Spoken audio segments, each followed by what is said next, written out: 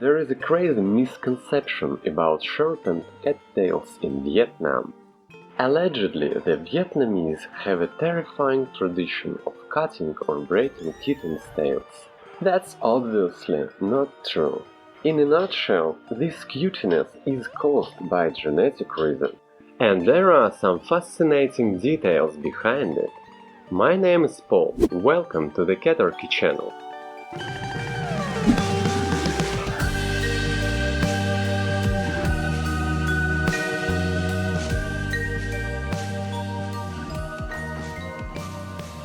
We are on the way to run a cat cafe and rescue in Vietnam. Don't let us get stuck in a limbo state. Hit the like button and visit our Patreon page. We have great options for patrons outside Vietnam as well as here in Nha Trang, such as unique artworks and even material things beyond the usual merch. Please use the link I put in the description down below. Back to the tale. Many times I have heard how tour guides tell tourists about the phonetic similarity between the words phavetti and cat in Vietnamese. That sounds like meow.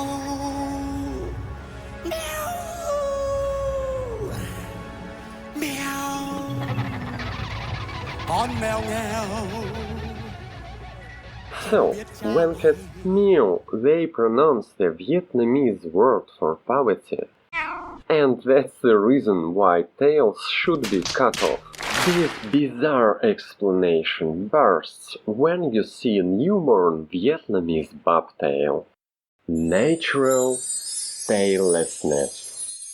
In other regions of the world, short tails are explained not only by another reasons of amputation, but also by ancient legends. E.g. the legend of Chinese princess who need to somewhere to keep her ring when she took a shower, and she had nowhere to put it safely except on a cat's tail. Eventually, tail rotted and fell off. What an incredible ancient Chinese QAnon! It would be worth saying that taillessness is often explained by belonging to an endemic breed, which is correct in general, even if people have only a vague idea of genetics. What are bobtails in terms of breeding?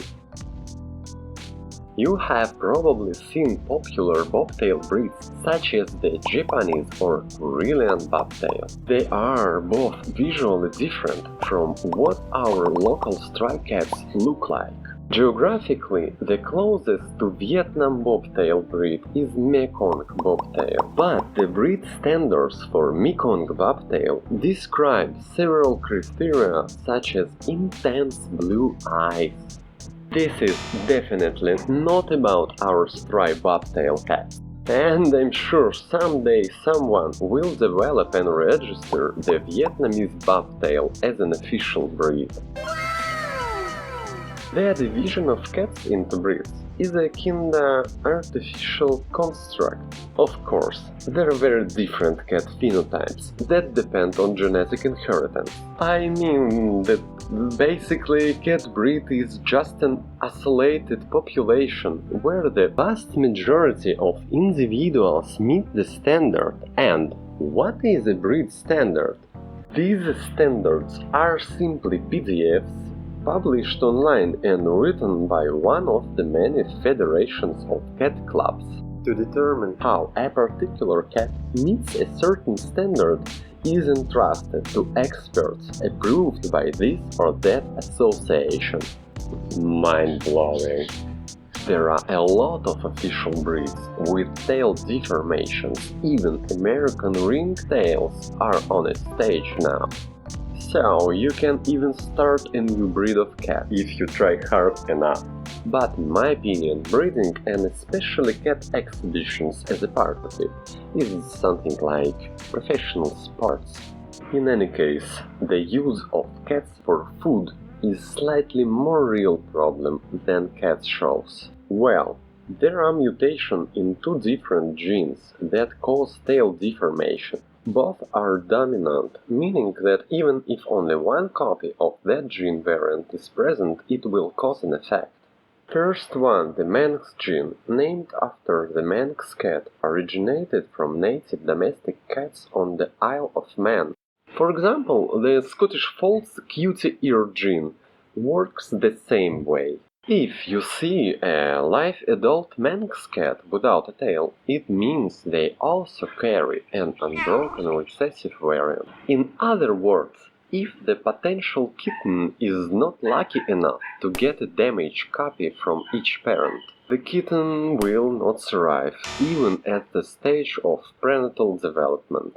In Southeast Asia and also in Indonesia, a mutation of another gene is circulating. The JB gene mutation, in the name of Japanese Bobtail, doesn't cause the tail to disappear, but causes tail vertebrae deformations.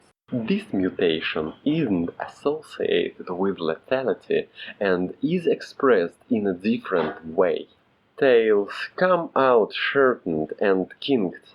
And this is an exact thing that we are observing in our Vietnamese cats, from one kink in one joint to incredibly twisted tails. This diversity is distributed throughout the world and leads not only to a huge number of official breeds, but also to countless endemic bobtail subpopulations.